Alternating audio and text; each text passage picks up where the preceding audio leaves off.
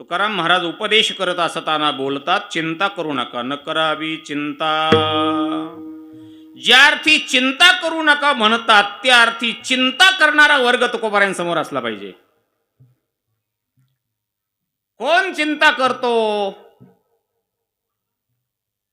चिंता कोण करतो, मला उत्तर हवं आहे किंवा उत्तर देता येईल. चिंता कोण करत नाही.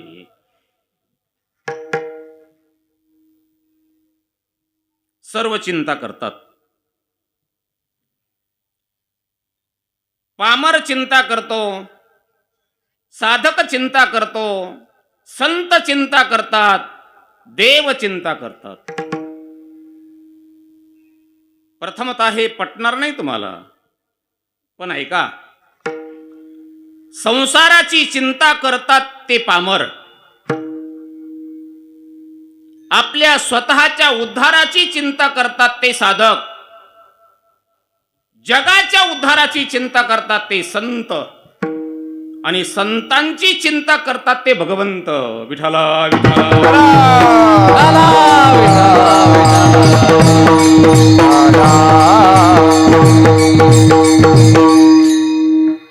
म्हणून म्हणालो की सर्व चिंता करतात. पामरापासून ते देवापर्यंत चिंता करतात. पामर संसाराची चिंता करतात. यापैकी आपला नंबर कशात लागतो हे आपल्या आपण चेक करून घ्यावं. नित्य उठून या खावयाची चिंता, आपल्या स्वहिता नाठव, आपल्या स्वहिता नाठविसी, आपल्या सोहिता नाठविसे. नित्य उठून या खावयाची चिंता, आपुल्या सोहिता नाठविशी, आपुल्या सोहिता नाठविशी, आपुल्या सोहिता नाठवी. नित्य उठून या खावयाची चिंता, आपुल्या स्वहिता नाठविसी, आपुल्या स्वहिता नाठविसी. नित्य उठून या खावयाची चिंता, आपुल्या सोहिता नाठविसी, आपुल्या सोहिता नाठविसी. आपलं हित कशामध्ये आहे याचा आठव सुद्धा नाही. नित्य खाण्याची चिंता आहे, अर्थात संसाराची चिंता आहे. कसं होईल, काय करावं, काय केलं पाहिजे, ही चिंता आहे. विचार सज्जनांनो, आपण अनेक अनुभव घेतलेले आहात. 72 सारखे दुष्काळ आपण अनुभवलेले आहेत. 72ला भयंकर दुष्काळ होता ना गुरुजी.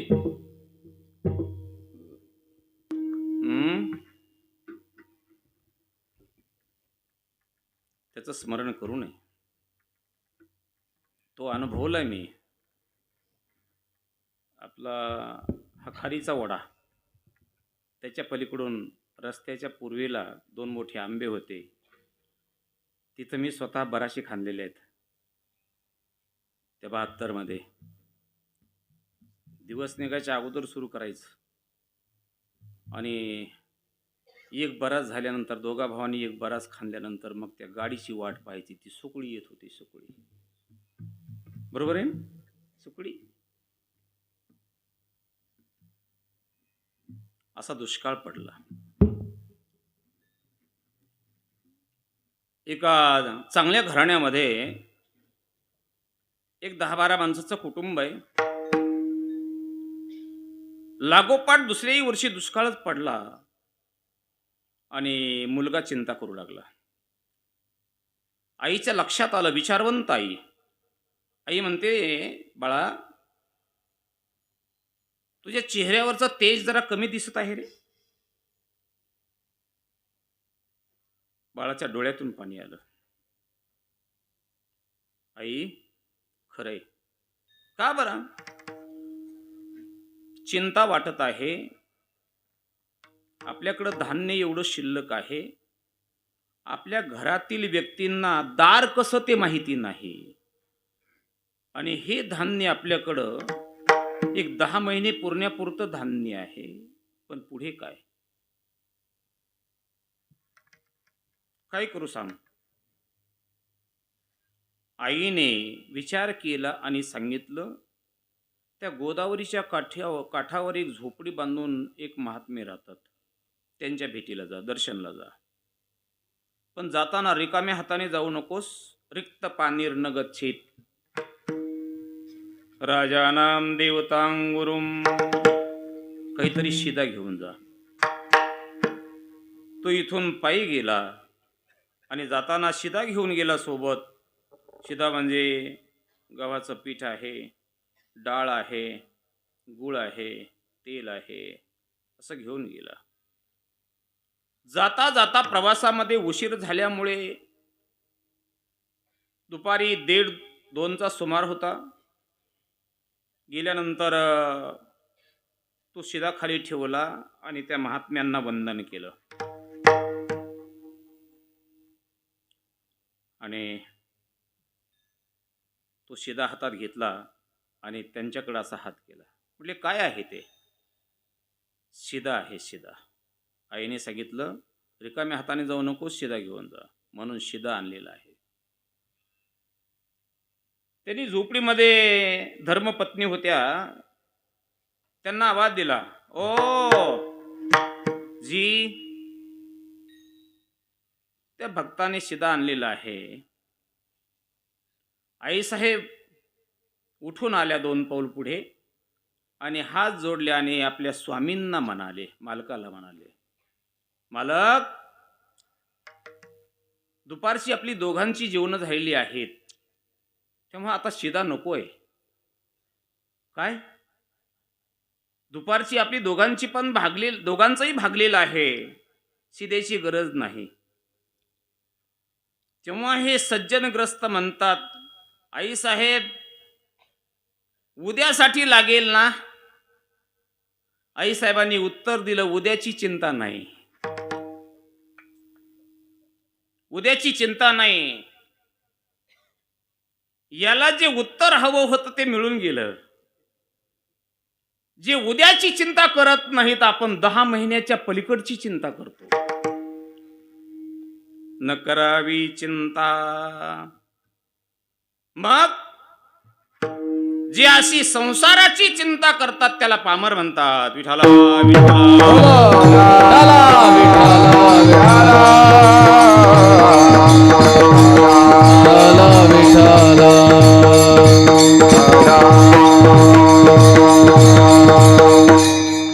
अशा पामराला उद्देशून संत उपदेश करतात, बाबा उठा जागे वारे आता, जागे वारे आता, स्मरण करा पंढरीनाथा, स्मरण करा पंढरीनाथा, भावे चरणी ठेवा माथा, भावे चरणी ठेवा माथा, सुखवा व्यथा जन्माच्या, सुखवा व्यथा जन्माच्या, सुखवा व्यथा जन्माच्या, सुखवा व्यथा जन्माच्या. उठा जागे वारे आता, स्मरण करा पंढरीनाथा, भावे चरणी ठेवा माथा, सुखवा व्यथा जन्माच्या. जागे वारे आता, स्मरण करा पंढरीनाथा, भावे चरणी ठेवा सुखवा व्यथा जन्माच्या. पामराला उद्देशून संत बोलतात, संसाराची चिंता करू नका, उद्धाराची चिंता करा. धन दारा पुत्र जन बंधू सोयरी पिशून, सर्व मिथ्या ही जाणून शरण रिघा देवासी. आपल्या स्वतःच्या उद्धाराची चिंता करणाऱ्याला साधक म्हणतात.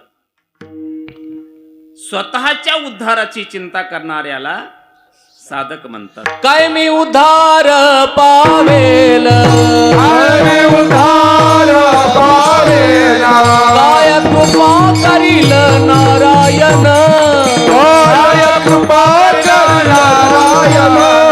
ऐसे तुम्ही सांगा संत जन, ऐसे तुम्ही सांगा संत जना. करा समाधान चित्त माझे, करा समाधान चित्त माझे. करा समाधान चित्त माझे, करा समाधान चित्त माझे. ऐशी चिंता करी सदा सर्व काळ, रात्रंदिवस हे चितळमाळ. तुका म्हणे नाही आपुले बळ, जेने फळ पावे निश्चय. ऐसे चिंता करी सदा सर्व काळ, रात्रंदिवस हे चितळमळ. तुका म्हणे नाही आपुले बळ, जेणे फळ पावे निश्चयेशी.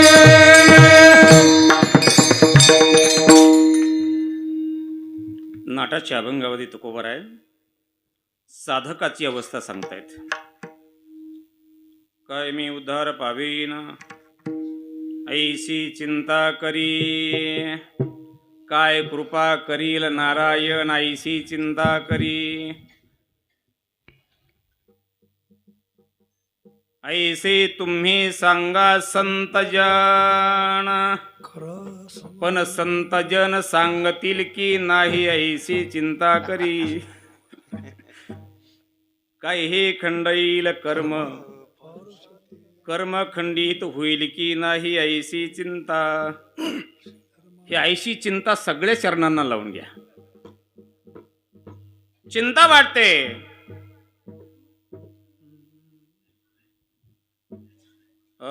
तुका म्हणे चिंता वाटे, मन चिंता वाटे, तुका म्हणे चिंता वाटे.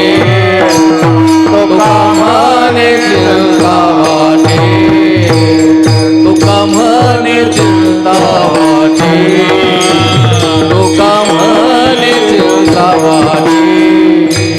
तुका म्हणे चिंता वाटे, चिंता वाटे. कोण भेटे सांगेला,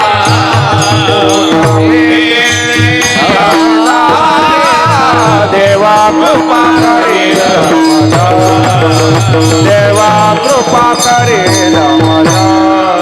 कोण भेटे सांगे सा, कोण भेटे सांगे सा, देवा कृपा करील माझा, देवा कृपा करील माझा. आ तुका म्हणे चिंता वाटे, कोण भेटे सांगेता, देवा कृपा करील माझा, वायला दारा केला. तुका म्हणे चिंता वाटे, कोण भेटे सांगे सा, देवा कृपा करील माझा, रायाला जरा केला.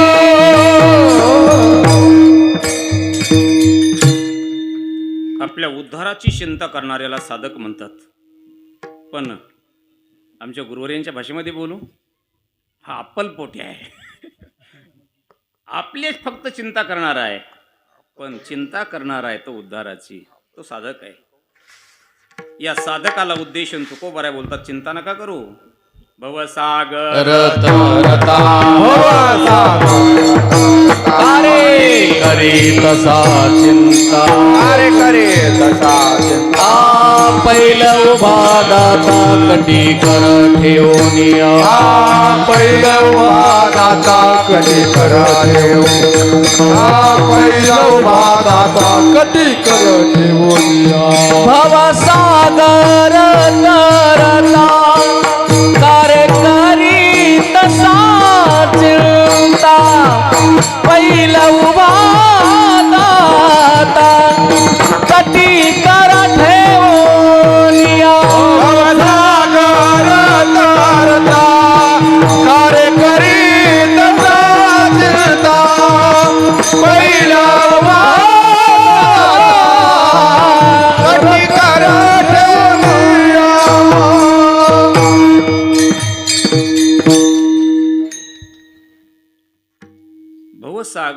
करता कार्य करी तसा चिंता.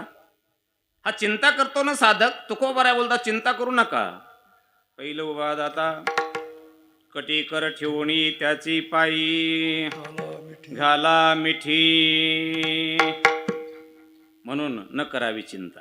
उद्धाराचा संदेह नाही याच्या काही सेवका, याच्या काही सेवका, याच्या काही सेवका.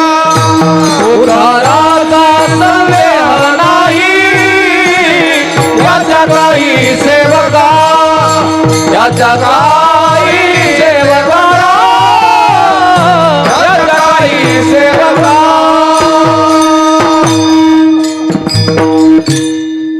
उद्धाराचा संदेह नाही याच्या काही सेवका. ही साधक मंडळी आपल्या उद्धाराची चिंता करतात, जगाच्या कल्याणाची चिंता करतात ते संत.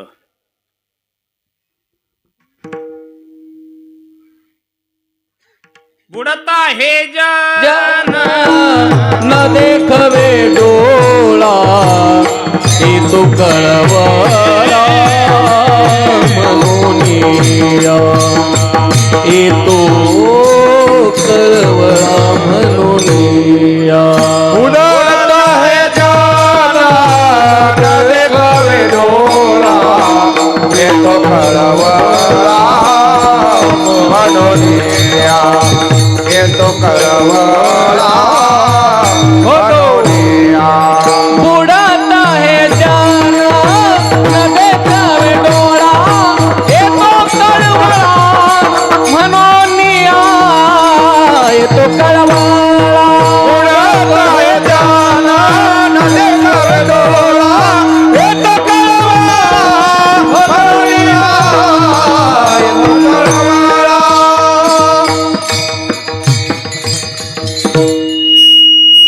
जगाच्या कल्याणासाठी चिंता करतात ते संत.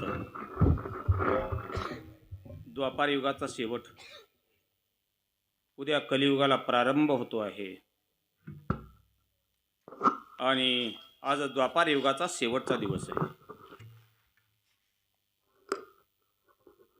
सर्व अधिकारी संत महंत एकत्रित बसले आणि विचार करू लागले, उद्या कलियुगाला प्रारंभ होणार आहे.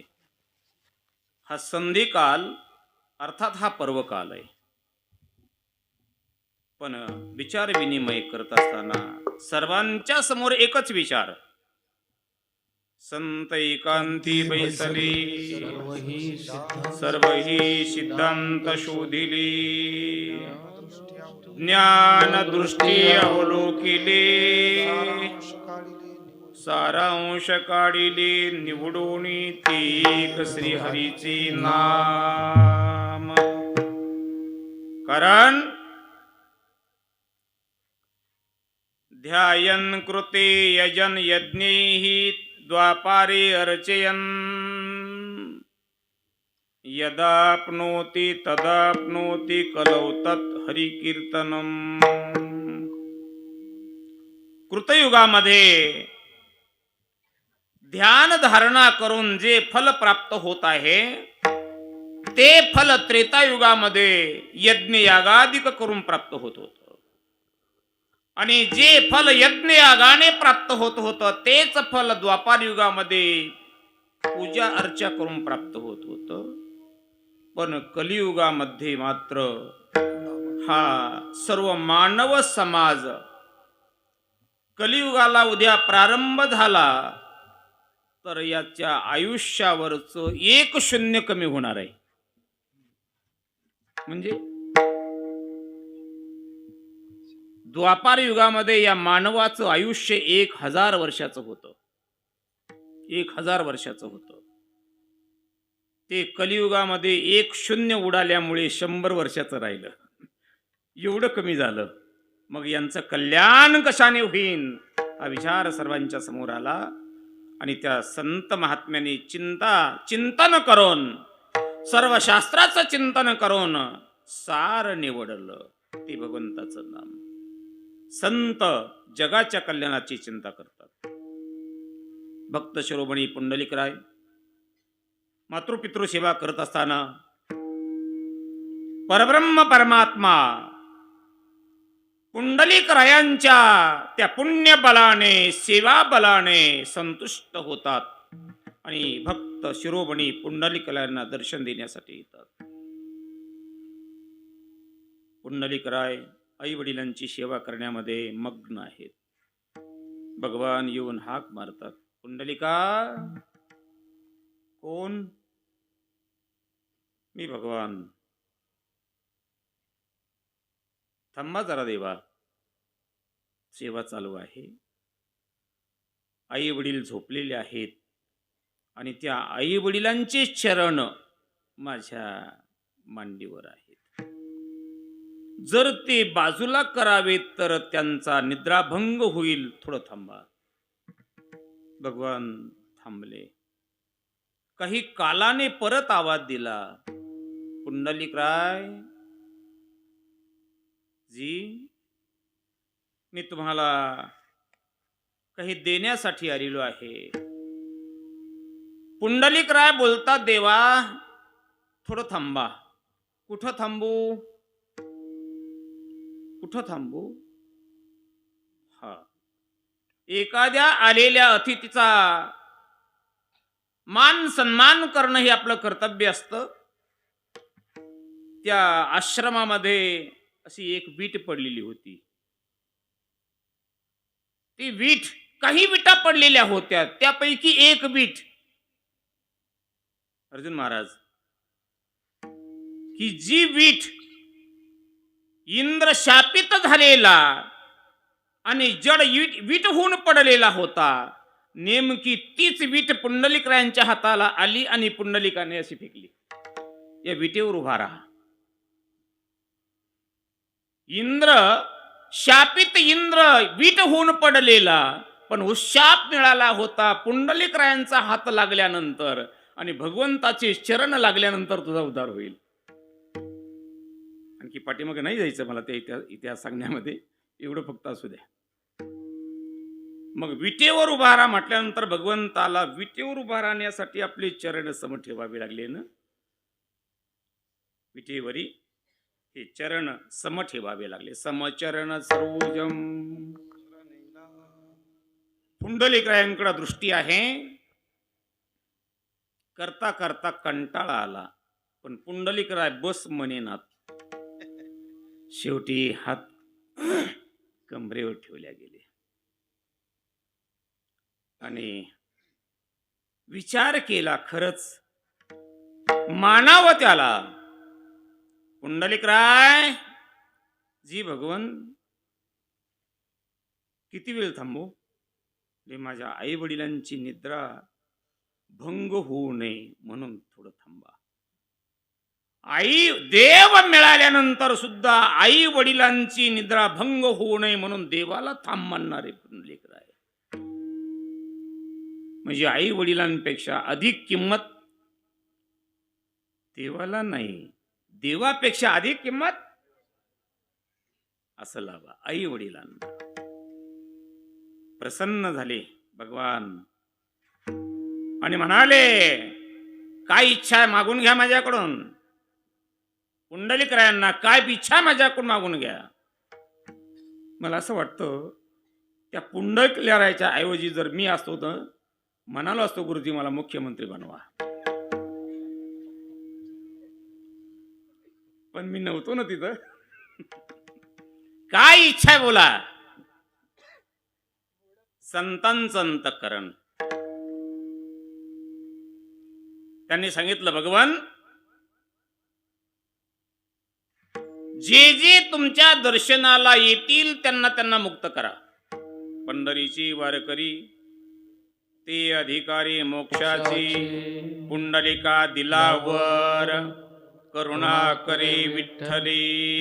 मूढ पापी जैसे तैसे, मूढ पापी जैसे तैसे मूढ पापी जैसे तैसे, मूढ पापी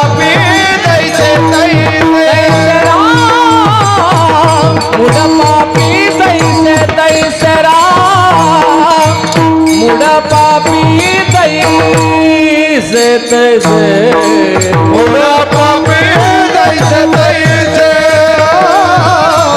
मूड पापी जैसे तैसे उतरी कासे लावनिया उतरी कासे लावनिया कुंडलिका दिलावर कुंडलिका दिलावर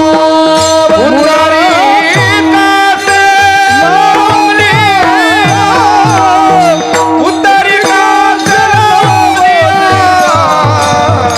पुंडलिका दिलावर पुंडलिका दिलावर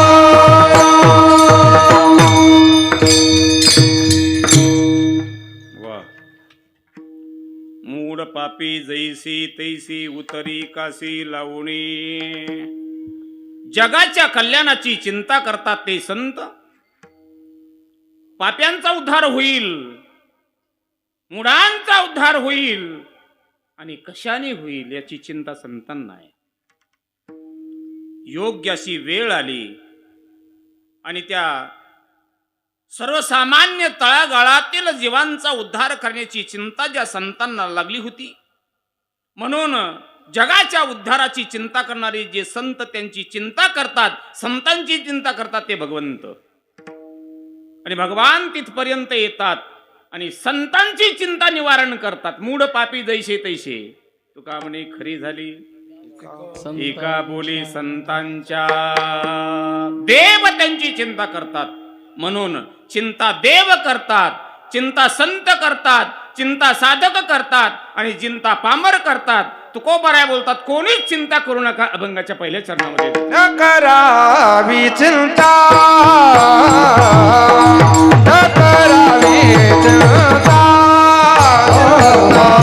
न करावी चिंता न करावी चिंता न करावी चिंता न करावी चिंता न करावी चिंता न करावी चिंता न करावी चिंता न करावी चिंता भयन धरावे सर्वथा भयन धरावे सर्वथा हो भयन धरावे सर्वथा हे नारायण नारायण दासा हे नारायण भयन धरावे सर्वथा भयन धरावे सर्वथा भयन धरावे सर्वथा दासा साहे नारायण दासा साहे नारायण कुमार उमाय गोपाल कुमार चिंता नका करू.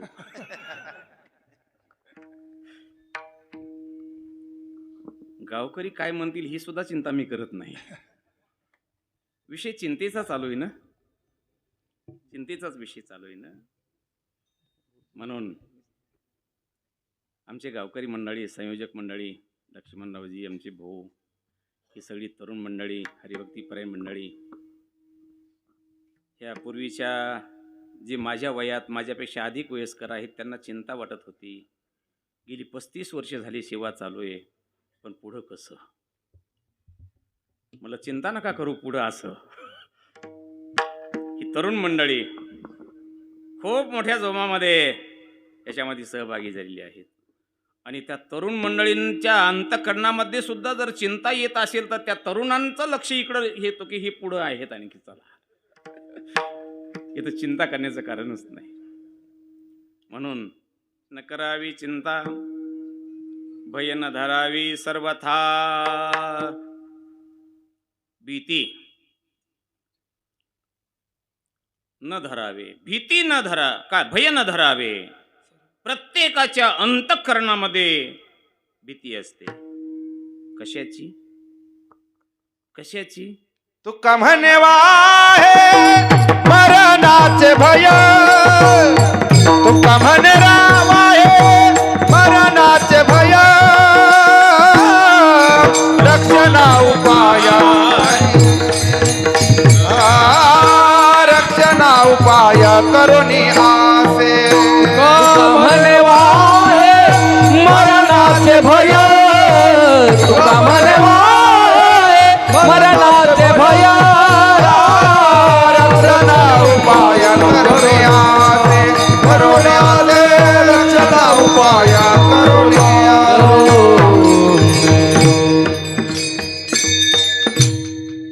प्रत्येकाला मृत्यूची भीती आहे, पण भय न धरावी.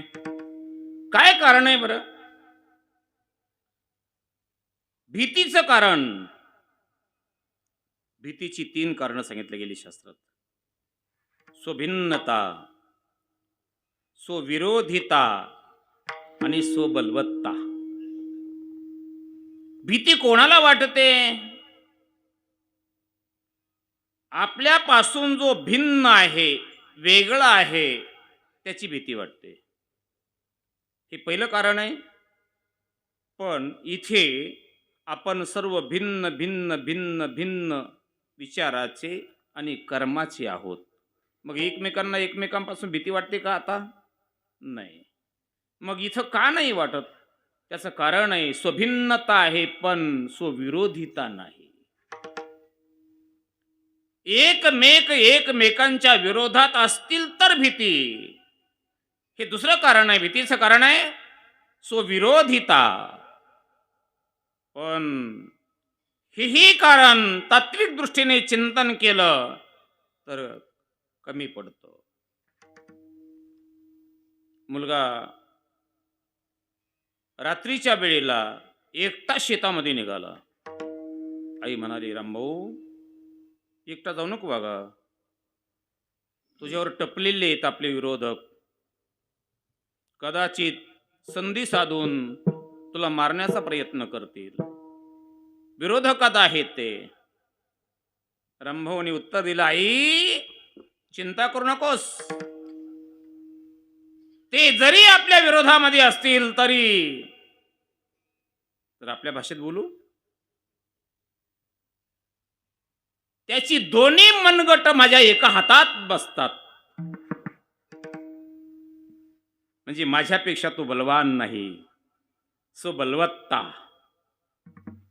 भिन्न असेल भीती नाही, भिन्न आणि विरोधी असेल तर भीती आहे. भिन्न आहे, विरोधी आहे आणि बलवान आहे तर भीती आहे. म्हणून भीतीची ही 3 कारणं आहेत. तुकोबाराय बोलतात, जिथं भेद मावळला, द्वैत मावळलं, भिन्नता गेली. हे विश्वचे माझे घर अशी ऐशी मती जयाची स्थिर किंबहुना चराचर. स्वविरोधिता गेली आणि स्वबलवत्ता. देवापेक्षा बलवान कोण आहे? तुका म्हणे आम्ही देवाहुनी बळी. तुका म्हणे आम्ही देवाहुनी बळी राहिलो निराळी. ठेवून आशा राहिलो निराळी. ठेवून आशा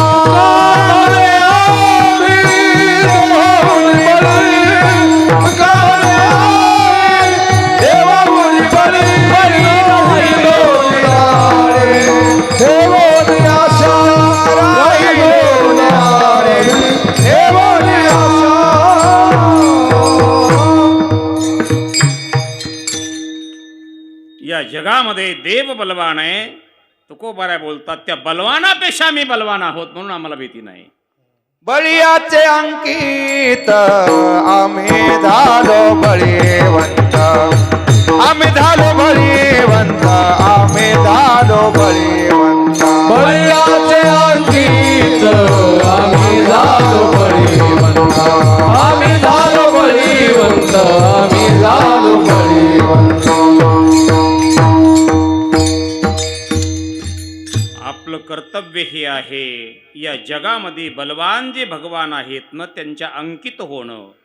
मग भगवंताच्या अंकित झाल्यानंतर भगवान काय करतात त्याचं उत्तर अभंगाच्या दुसऱ्या चरणावर येतं. दासा साहे नारायण दासा साहे नारायण दासा साहे नारायण दासा साहे नारायण दासा साहे नारायण दासा साहे नारायण दासा साहे नारायण दासा साहे नारायण ओय रक्षिता आपण ओय रक्षिता आपण दासा साहे नारायण दासा साहे नारायण होया रक्षिता आपणा रक्षिता आपणा दासा साहे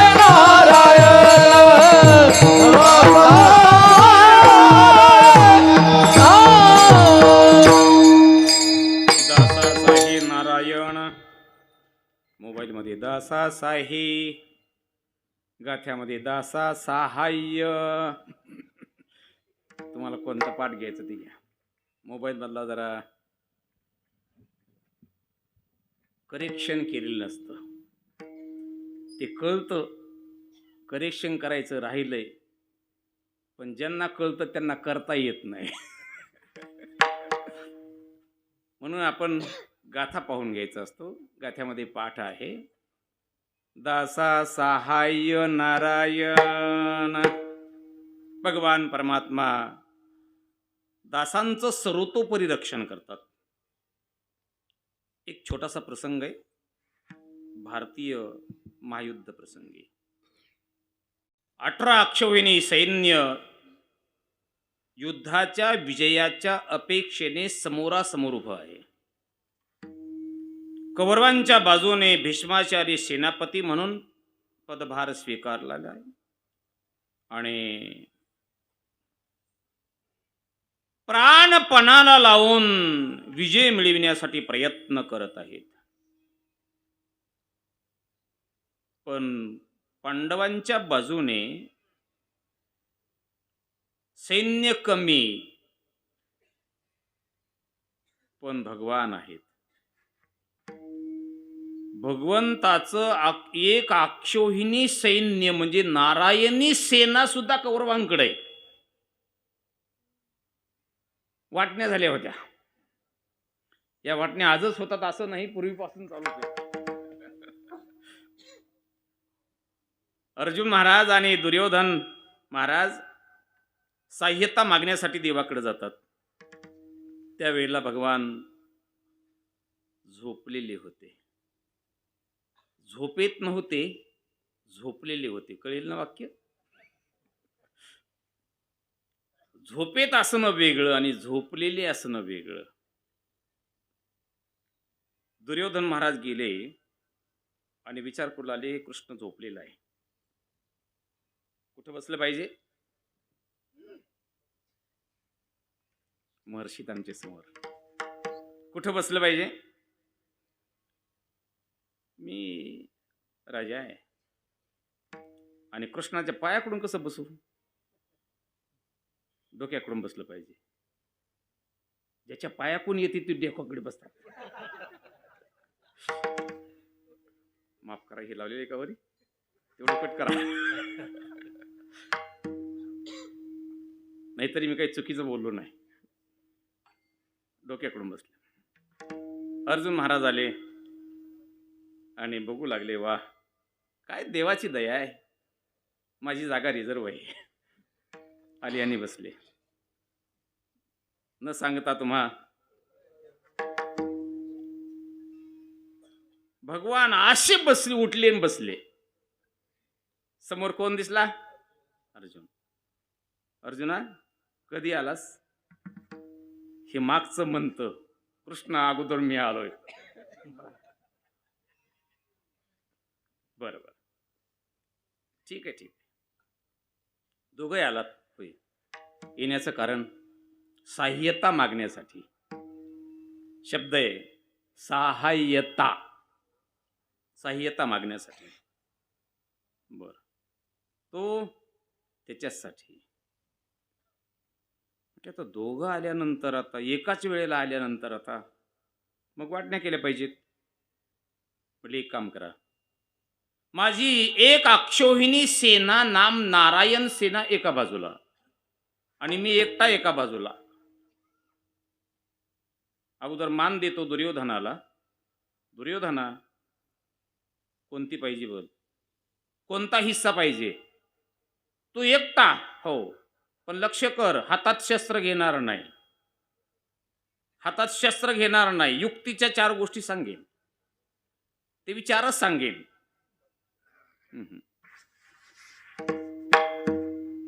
देव बाप्पा आहेत काही तर नाहीत ना? देव बाप्पा असले पाहिजे होते. देव बाप्पाला जर आपल्याकडे आमंत्रण केलं ना, तर देव बाप्पा पळी आणि फुलपात्रच फक्त घेऊन येतात,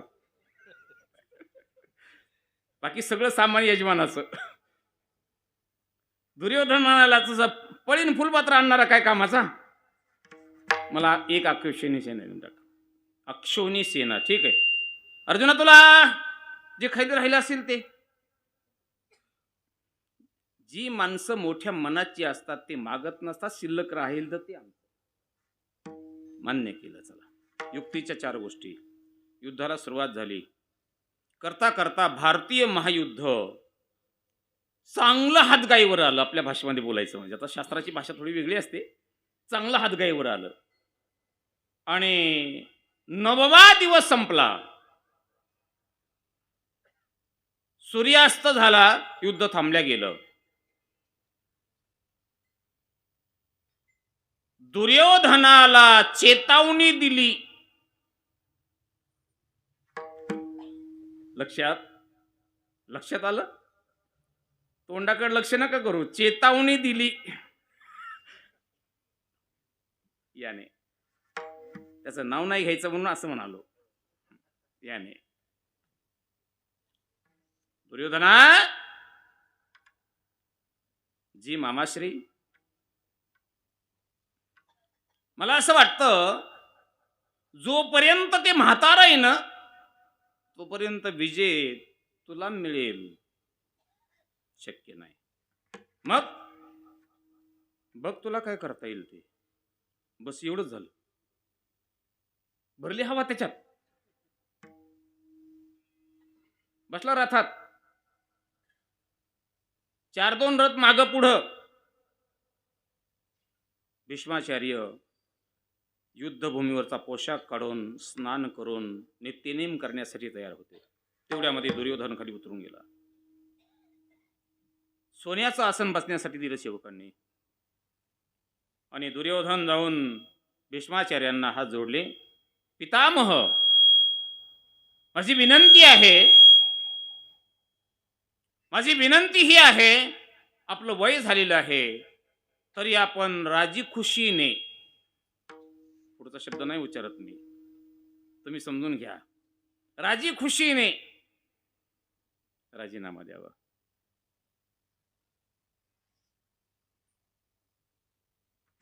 लक्ष करा. लांब श्वास टाकला भीष्माचार्यांनी. लांब असा श्वास टाकला आणि शब्द मुखातून बाहेर पडले. तुला काय म्हणायचं ते कळालंय मला. एक आपल्या भाषेमध्ये बोलू का? आता तो निसवलेलाच होता. उसवलेला दोरा घालता येतो. उसवलेला दोरा घालता येतो, पण निसवलाच होता म्हणून असं बोलला. खाता कणगीच न गाता इरल्याच. अंगावरचे केस भीष्माचार्यांच्या असे ताट झाले. कंठ दाटून आला. हिशोब आहे माझ्याकडे. आतापर्यंत 9 दिवसामध्ये माझे भाऊ किती गेलेत आणि तिकडचा हिशोब आहे माझ्याकडं, पांडवांपैकी कोण गेला. तुम्ही राहता आमच्याकडं, पण ही तर चिंतिता पांडवांचं. नको नको ते बोलला. शेवटी भीष्मांच्या तोंडातून शब्द गेले, दुर्योधना,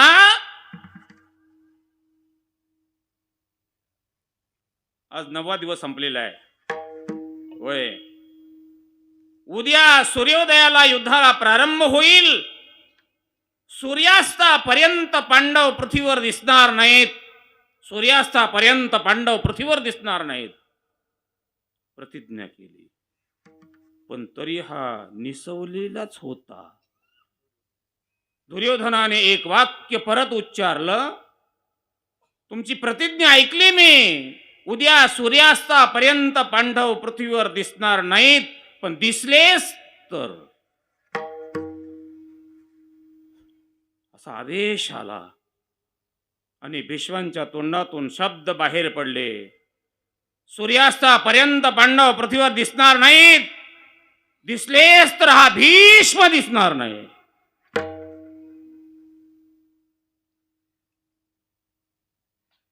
नमस्कार केला, निघून आला माझा. हा करता ही बातमी सर्वत्र पसरली. त्या ही बातमी सर्वत्र पसरली, वाऱ्यासारखी बातमी पसरली. प्रतिज्ञा भीष्मांची आहे, कारण पहिली प्रतिज्ञा केली होती की ज्या महापुरुषाने बापाचं लग्न केलं आणि त्या बापाला मुलगी देण्यास तयार नव्हता,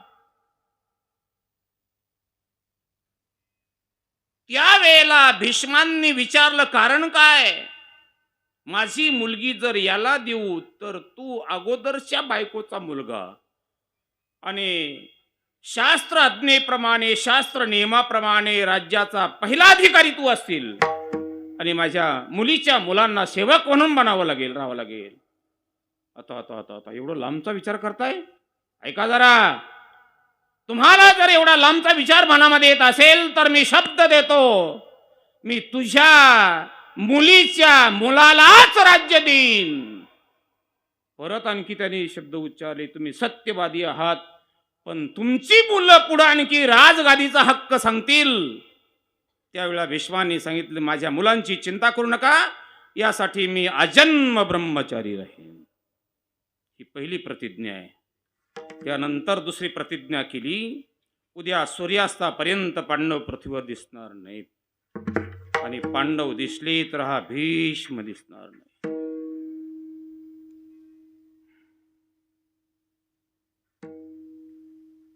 कसलं चिंतन? चिंतन चालू आहे परमात्मा स्वरूपाचं. करता करता रात्रीचं जेवण नाही झालं. भगवान श्रीकृष्ण परमात्मा पांडवांच्या शिबिरामध्ये सर्वांनी भोजन उरकलं, पांडवांचं जेवण झालं. भगवान श्रीकृष्ण परमात्मा, धर्मराज युधिष्ठिर महाराज म्हणतात, कृष्णा बसनं जेवायला. भगवान म्हणतात, मला भूक नाही, तुमचं उरकून घ्या. भगवान जेवले नाहीत. तिकडं भीष्म जेवले नाहीत, तिकडं भगवान जेवले नाहीत. सगळे झोपून गेले. वेळेमध्ये भगवान कृष्ण परमात्मा या अंगावर या अंगावर या अंगावर या अंगावर घड्याळाकडं, घड्याळावरची मोठी घड्याळ आहे, चांदण्याची घड्याळ आहे.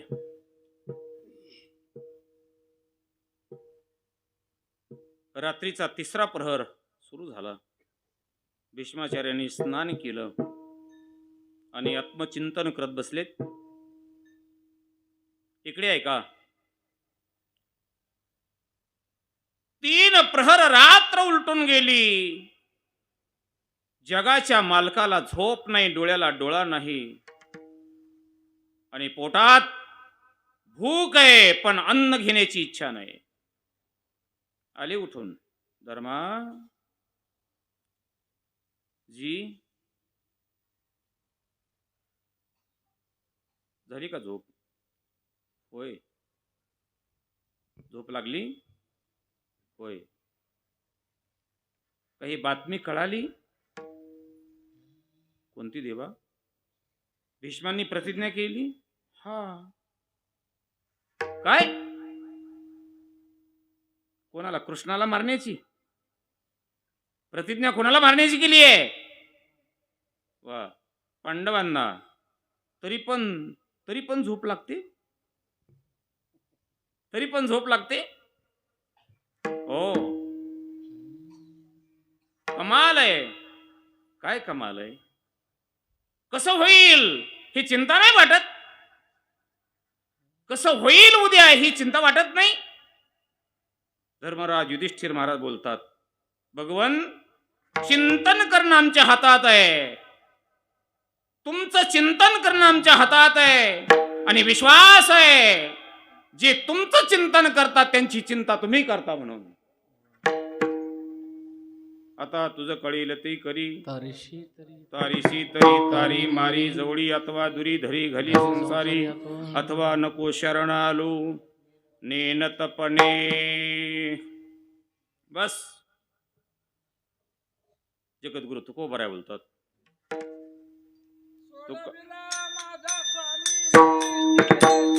स्वामी ऋषयची सोडविला माझा स्वामी ऋषयची.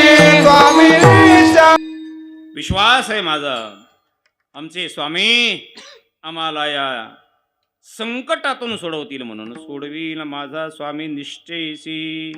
आमचा निश्चय, प्रतिज्ञा ही दसी केली आम्ही.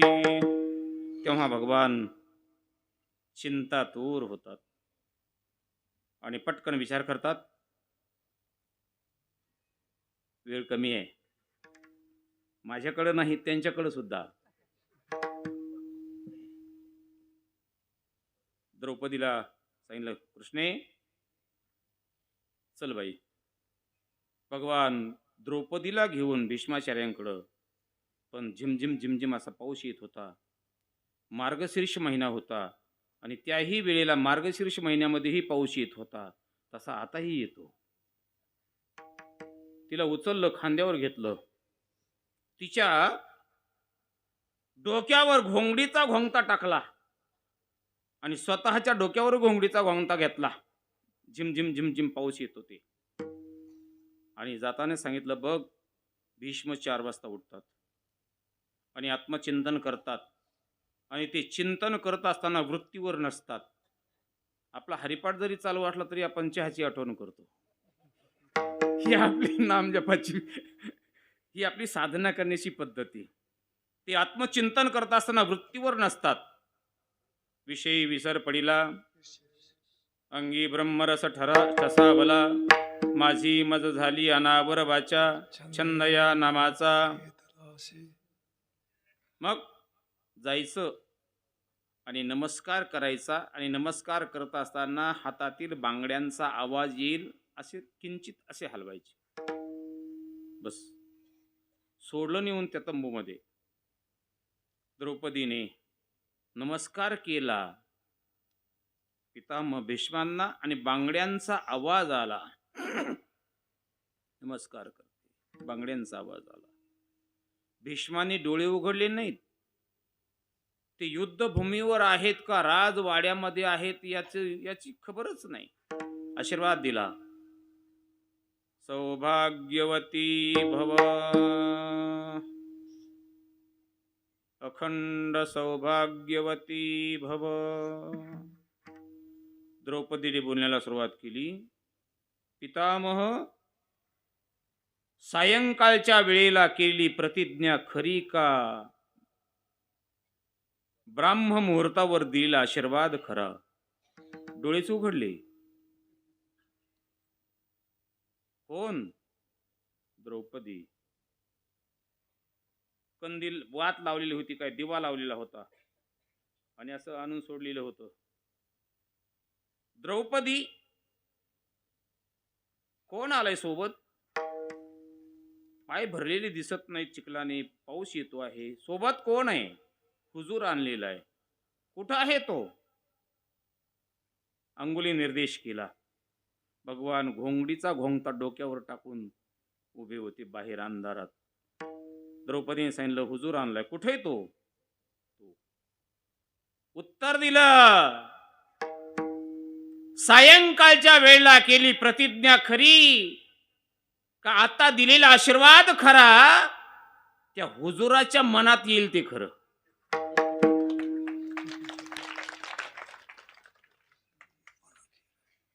काम झालं. मग हुजूरजी, द्रौपदीने हुजूर म्हटलंय ना. भीष्म बोलतात, हुजूरजी. भगवान 2 पावलात आले, चरणावर मस्तक ठेवलं, हात जोडून पितामह भीष्म उभे आहेत. भगवन तारा मला,